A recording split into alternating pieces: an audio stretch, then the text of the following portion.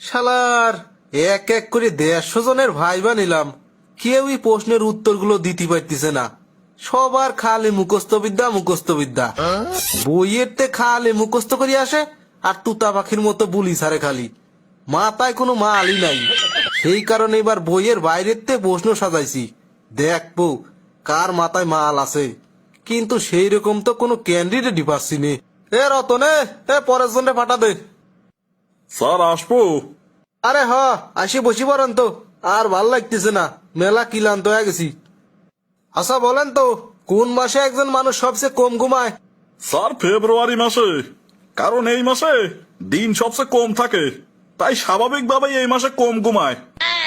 হ্যাঁ, সঠিক উত্তর। এবার বলেন তো, চীনের মানুষ জাপানের মানুষের থেকে বেশি খায় কেন? এটা তো খুবই সহজ স্যার, কারণ জাপানের তো চীনের জনসংখ্যা অনেক বেশি।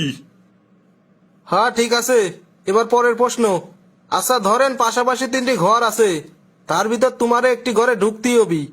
প্রথম ঘরের ভিতর দাও দাও করে আগুন জ্বলতেছে, আর দ্বিতীয় ঘরে বন্দুক হাতে অপেক্ষা করতেছে একদল হিংস্র ডাকাত, আর তৃতীয় ঘরে আছে 5টা সিংহ যারা 3 বছর ধরে কিছুই খায়নি। তাহলে এবার বলো, কোন ঘরটা তোমার জন্য নিরাপদ হবে?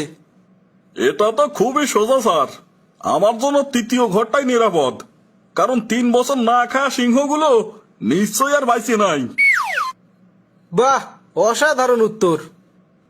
আচ্ছা এবার বলেন তো, এভারেস্ট আবিষ্কার হওয়ার আগে পৃথিবীর উচ্চ শৃঙ্গ কি ছিল? স্যার এভারেস্টই হবি, কারণ তখন তো এভারেস্ট আবিষ্কারই হয় নাই, মানুষ তো আর জানতো না এভারেস্ট বলে কিছু আছে। গুড।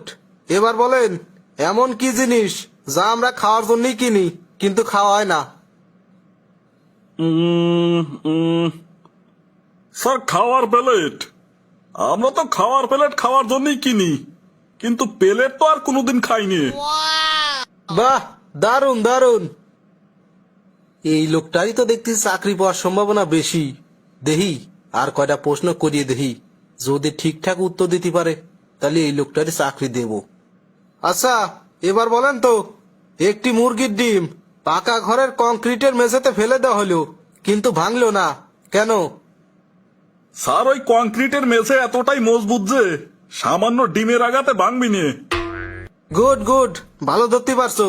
এখন বলো, একটি গাছের 4টি পাতা আছে, মনে করো 3.5 পাতা খায়া ফেলেছে, এই গাছের পাতার সংখ্যা কত এখন? সাড়ে 3টে পাতা খায় ফেলছে না স্যার? সার বলতেই গরুকে বুঝানো হয়েছে, আর সারে মানে গরুতি যদি 4টে পাতার ভিতর 3টে পাতা খায় ফেলে, তাহলে বাকি আছে স্যার 1টা পাতা। বাহ বাহ, চমৎকার উত্তর, চমৎকার। আচ্ছা এবার বলেন তো, 99 টাকা নিয়ে বাজারে গেল এবং 90 টাকার বাজার করলো, তাহলে তার কাছে আর কত টাকা আছে? স্যার এখানে নীরা বলতে একজন মেয়েকে বোঝানো হয়েছে। সেই নীরা মেয়েটি যদি 90 টাকা নিয়ে বাজারে যায় এবং বাজার থেকে 90 টাকাই খরচ করে, তার কাছে অবশিষ্ট কোনো টাকা নেই, অর্থাৎ জিরো। বাহ বাহ, আপনি সবগুলো প্রশ্নের উত্তর ভালো মতো দিয়েছেন একদম। আপনার দেখছি আইকিউ লেভেলটা খুবই ভালো। আমরা তো এরকম একটা লোকই খুঁজছিলাম।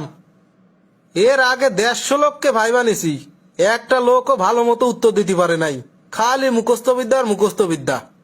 জি ধন্যবাদ স্যার। আচ্ছা, আপনি কালকে কাগজপাতি জমা দিয়ে কালকে জয়েন করেন। আর কোনো ঘুষ টুস লাগবে না কলাম।